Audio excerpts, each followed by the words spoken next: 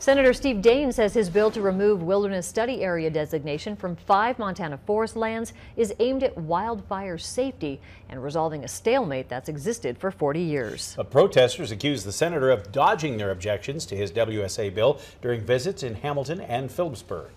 Daines has proposed removing the WSA designation from 5 locations, including the Sapphire and Blue Joint and the Bitterroot.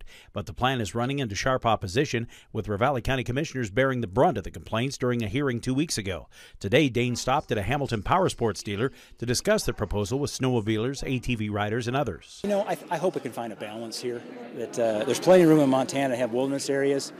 We also need to release those areas that are not suitable for wilderness, and that's what this bill they introduced does. It says those areas that have been determined to be not suitable for wilderness by the Forest Service, we should release to full multiple use. Daines had been scheduled to appear at 1:15 but showed up an hour earlier. That meant protesters of the Montana Wilderness Association and other groups were late and were just starting to gather outside when the senator was wrapping up. They're upset Daines came and went without discussing the bill with them, saying there should be local public meetings to discuss the merits and impacts of the WSA change.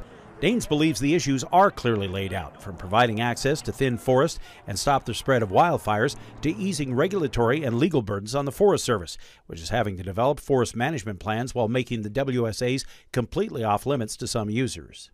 Yeah, they're at the mercy of the Ninth Circuit Court so often, which is not necessarily a good thing for Montana. And this just also allows us to get back into our forest with responsible timber management, to reduce the fuels, those combustibles that are growing on the forest floor.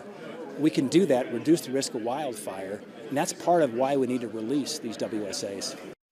Opponents worry the bill encompasses 450,000 acres and say if it's approved, it would be the biggest wilderness rollback in Montana history.